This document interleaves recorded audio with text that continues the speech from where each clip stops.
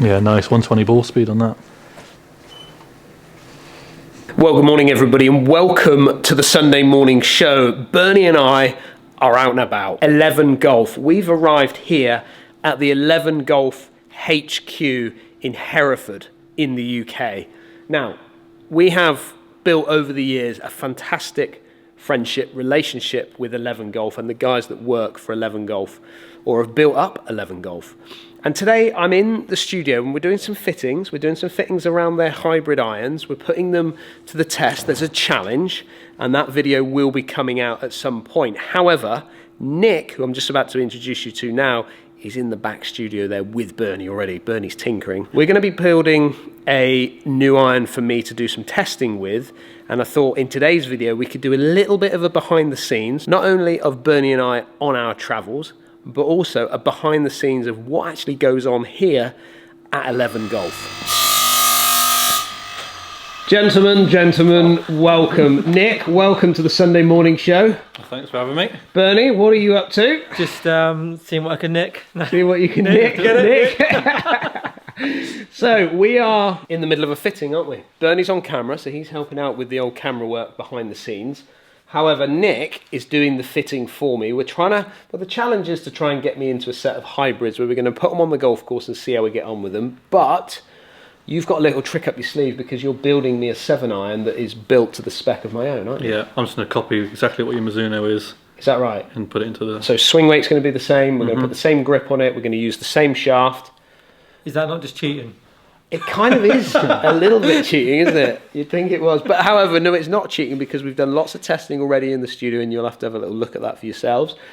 But we've got to the point now where we've got some really good numbers and I mean, you must be in your element in here. It's as good a setup as you can have for club building, and you've got everything you'd ever need, all the machinery. It's very high tech. Yeah. He knows what he's doing as well, which is good. That's useful, isn't it? That's useful. Yeah. So Nick, as you wander off, can you just give us a little bit of a tour, a guided experience of not only the kit that we've got in here and what you have to use every day to build golf equipment, but also the actual toys that you use to be able to build them? Yeah, well, it's a bit of a mess at the minute because there's so many orders going out, but this is what we just use for shaft cutting. Okay. It's just I think golf mechanics. Is that, so that's a golf mechanics, is that vent there, is that dragging once you've Oh yeah, we just suck it all outside. The hot melt is what we use to get all the woods up to weight. Right. So what does that mean, hot melt? So, I mean, people won't have seen hot melts before. For example, then this is the mini driver. Yeah. It comes about 10 grams light than like standard. Okay. So option one is to put a 10 gram heavier weight, or if you wanted that weight placed somewhere, we use the gun. And the gun is what you'd find on tour, isn't it? Yeah, in the tour vans. It just heats up hot melt, and you can literally put it. So, for example, if you want to play more of a draw, you could pump all 10 into the heel. Okay. Or other way around, want to play a fade, pump it all into the toe. So, and you would access by pushing that. You'd access through the weight port at the back there. Now, if I wanted to reduce my spin numbers a fraction, you could push the weight more towards the face. Yeah. So normally I would put like all my own stuff, I put like 5 in the middle, and the rest is all in the heel, just to help me turn it over. To get you to move it from right to left a little bit more. But the reason we went hot melt was because there's only 10 grams of space. If we were to put weights everywhere, that takes up weight to have weight. So you then have to have carbon crown, it costs a lot. So to keep it kind of like 230 mark, we use hot melt. I'm impressed with tees, but I'm more impressed with the colours that you've got. They're all what? They're ferrules? Yeah, so just... All different sizes or all just different colours? Just colours, so if you did want something fancy, you can do. So this is all bespoke, isn't it? So you just make it to the order of the customer? It's mainly for like wedges, people have it on. Right. But yeah, it's just an option for people to customise your stuff. If you were picking a ferrule, I feel like you've got your eye on a ferrule there. Go on and pick your favourite ferrule. I would try and keep it in with the colours on my channel, so it'd have to be a purpley pink, I guess, which, I mean, there's quite a few different options, isn't there? You've got the full purple there, you've got a lighter purple with a white, you've got, I mean, that's a bit almost like pink and a blue, which is nice. You've got pink and black. I mean, you've got everything you could ever imagine in colour scheme wise, haven't you? Oh, I'm just seeing some down here, look. Oh, another little bit of pink. You do like a bit of pink, don't you? I do, yeah. Hey? Yeah, in touch with my feminine side, Dan, as you well know.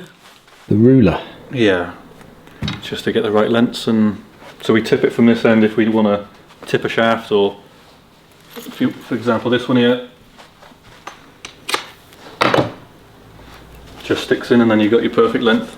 Okay, and when you said tip a shaft, what does that actually mean? Yeah, so if you want to make it stiffer, like woods and high and fairway woods, you can just take more out the tip. Rather than the butt end? Yeah. Okay, that makes sense, yeah. So I think about an inch is probably close to a flex or half a flex. Is that so right? You can go quite a bit.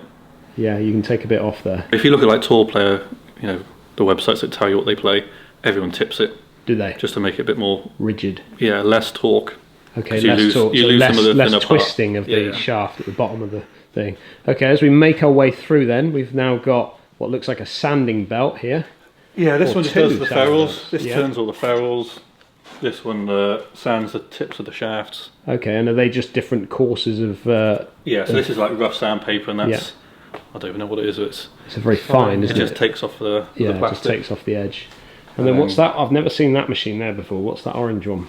Oh, just a B&Q special. Okay. Just a sanding thing, nothing special. Oh, it's another sanding block. So we grip from this. It's seen better days. Well, it's just well used. It's done, yeah.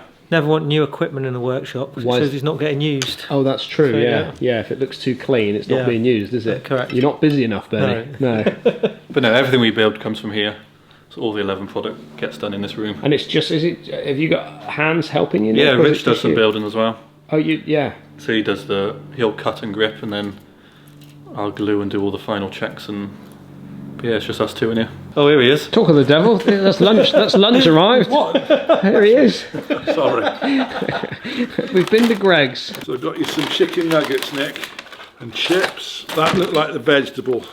Oh, for the veggie. And I wasn't sure if you wanted chicken or bacon. Chicken. Perfect. Thank you very much.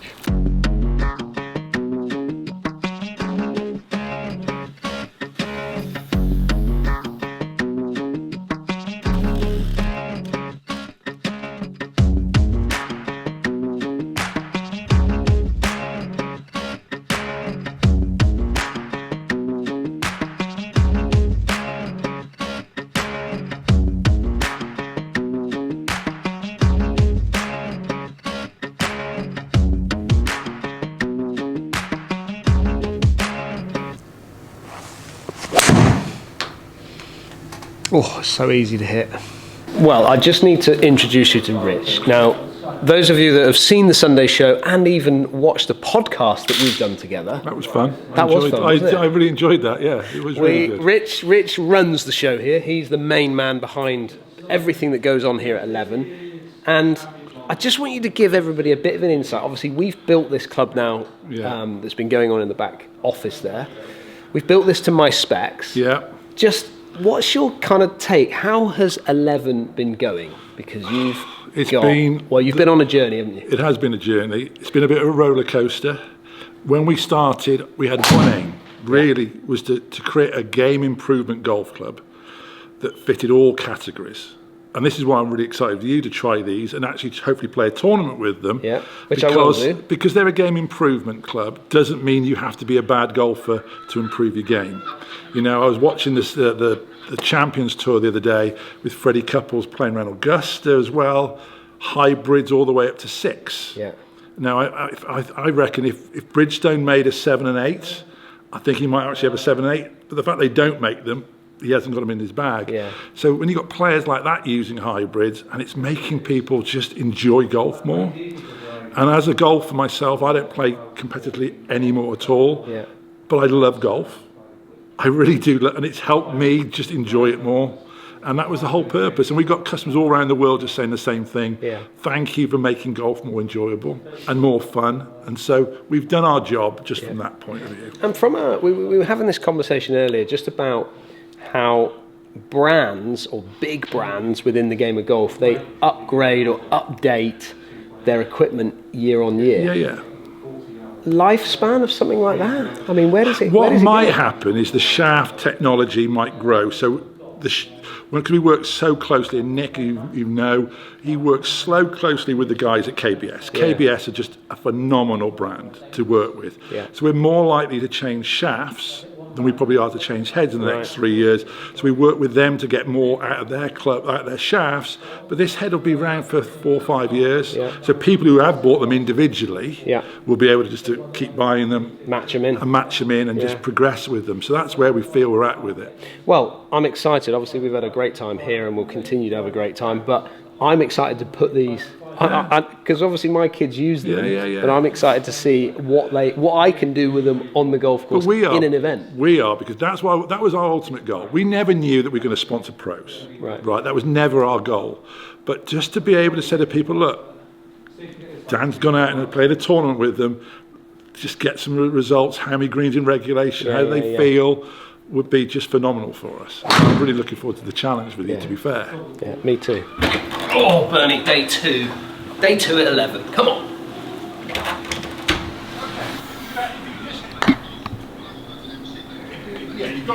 Oh, Bernie, is that another new putter? What have we got here? Well, yes, we've got one from Golf Punk here. That's the Bryson putter. I know you're going to do a video. You're going to get one made for you today, and I'm going to make one myself. So a couple of exciting videos coming up on both our channels. Yeah, and ultimately, I mean, there's lots of logos around here, isn't there? Because we've got Sub 70 in the background. They're no longer with Sub 70, so they're not doing anything with Sub 70, and they're going to get that all changed around. Obviously, 11 is their main product in here. However, Golf Punk, now some of you will remember Golf Punk because it was a publication. It was an online publication as well as magazines that you've seen around golf clubs all up and down the country.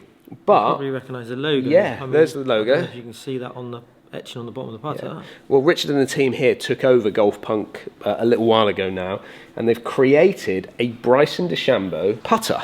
Yeah, basically, like, it's exactly on the same specs, but a cheaper version. Although it's got some really good parts and some good elements to it, hasn't it? Yeah, because we've got KBS shafts, which are very much involved with them. The Jumbo Max grip. Jumbo Max grip. You spent a bit of time with the Jumbo Max. Yeah, I've got it on I've got a sub 70 putter that I had fitted up here several years ago, and it's got that grip on. Yeah. And we've got their own designed head which to go with it. Yeah, which is, you know, very traditional in the shape. Well, it looks actually very similar to my Newport 2. Yeah, it probably is. It's kind of a hybrid between a Newport and a Newport 2 in the shape of it, in the size of it. But anyway, I'm going to go through a bit of a fitting and a video of this particular putter because I've never done anything with the Bryson type of style of putting. I'm really intrigued to see how it kind of performs for me. And then Bernie's actually going to take the components and create his own putter from it, and then they're going to build me a putter here that I'm able to take away with me today. So there is a lot, we've got to get on to it because there's a lot going on. Okay, wandering back into the behind the scenes workshop. Yeah, so we've got the black arm lock head, white graphite shaft, and obviously the Jumbo Max black grip to match. That is smooth, isn't it? Just going to measure it up. We're just going to chop it to length. Yeah, so 40, I think 0.75 will give you an inch off the one you were using. So just stick that on your arm just to see if it is. Yeah, so with the grip as well, that grip will add probably 1/4 inch. Yeah, good stuff. And you want it on that into the arm? Yeah, into the arm, so the flat part is kind of in line with the face itself. That's perfect, yeah. From a build point of view, how long would you say it takes you to actually put one of these together from start to kind of finish? Well, obviously waiting for the glue to dry is the longest part, but without that probably 5 minutes. These grips are so long as well, it's actually quite hard to push them all the way. Right.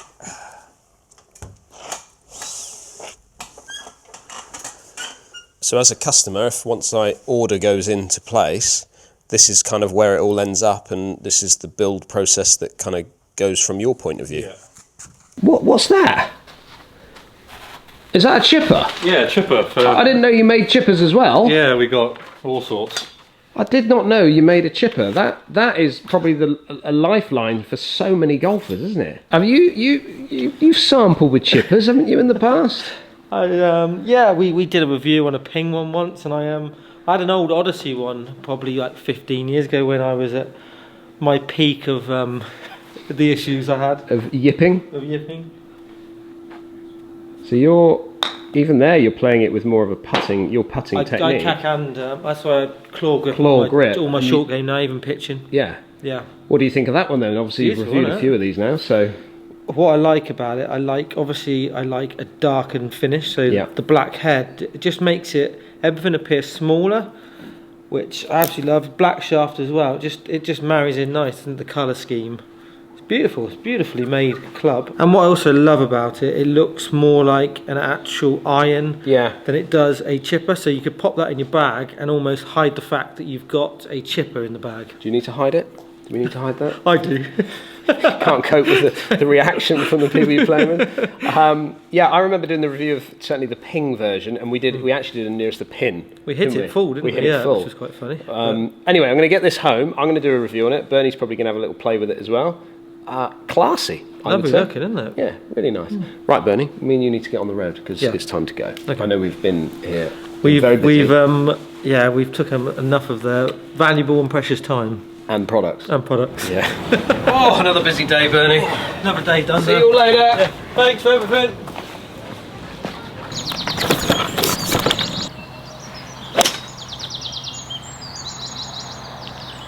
Well, that was a fun couple of days. Up at 11. 11, I think, has been a brand that has grown out of, well, a dream really. So cool to see where 11 kind of was to where it kind of has got to now, and Richard and Nick and the whole family there that have kind of brought that whole thing together, I think is just, well, it's fantastic to see, especially in such a busy market where equipment is, you know, it's a massive deal, isn't it, in the game of golf, and equipment companies that make millions of pounds every year. And to see a local kind of UK company, should we say, creating products that ultimately is as good as anything else on the market, really. I know it's designed for, let's say, the player that is maybe got a slower swing speed, or a player that needs to get a little bit more height, or somebody wants a little bit more forgiveness. It's not designed for, let's say, players that want, I don't know, like, let's say, precision, or want something that's a smaller looking blade length and things like that. It's not designed for that. And ultimately, in my conversations with Richard and the team, that's not kind of where they're looking to go, I think, for certainly right now anyway. But it's always good to catch up with them, and today I'm out on the golf course. I thought I'd take out the mini driver, the 3-iron and the putter, and just see how we get on with them. Now that is cool. Oh, I want one of those. I want one of those.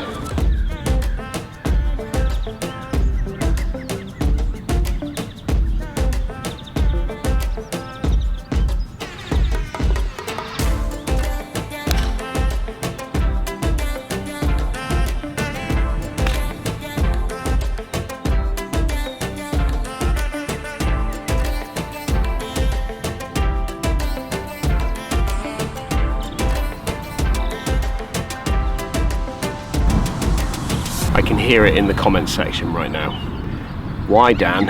Why are you out testing more equipment, different types of equipment? You know, you're a good putter. Why would you go out and then start playing around with a different putter? Well, the way I see it is it's kind of like my job, really.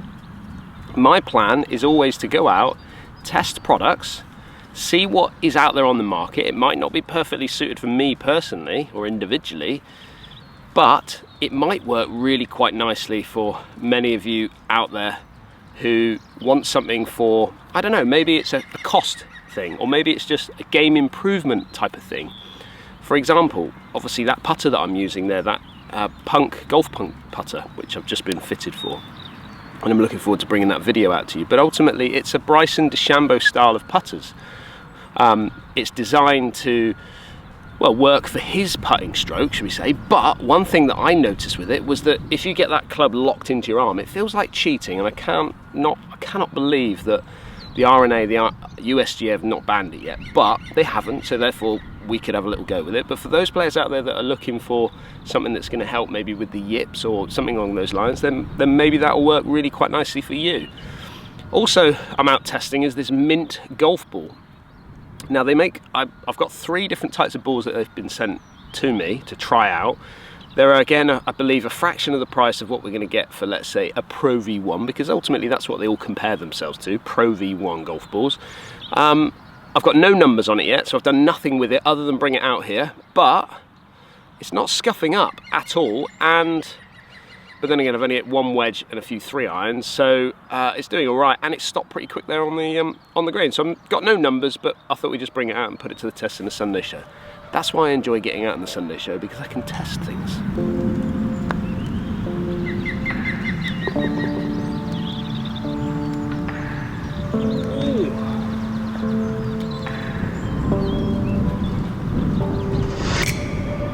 Hello. Hello, Bryson.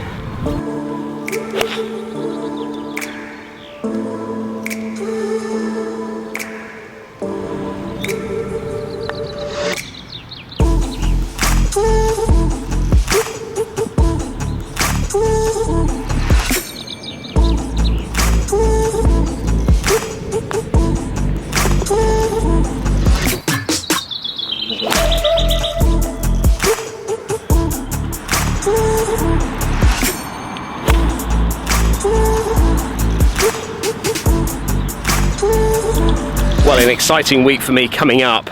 I've got Joe the Pro coming up on Monday, tomorrow, to do some filming with Golf Monthly. And then at the end of the week, on the Friday, is the launch of the Dan Hendriksen Golf Society. We've got our first event, which is being played at Bovey Castle, and I cannot wait for it to get going. We've got, well, the plan was to have 40 players.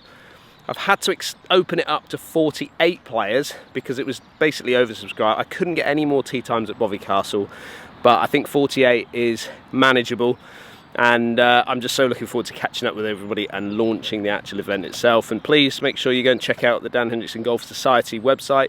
It's growing all the time, it's getting more and more hits, and there's more golf courses being added all the time with the best prices for you guys to have a fantastic day on the golf course for the best price possible. And don't forget, for those of you that are new to the channel, make sure you hit that subscribe button. For those that are coming back to the channel, remember, double check that you're subscribed, because 30% plus are not actually subscribed who are watching this video right now. It makes a massive difference for us here at Dan Hendriksen Golf, and I look forward to seeing you again on the next week's Sunday morning show. Thanks for watching.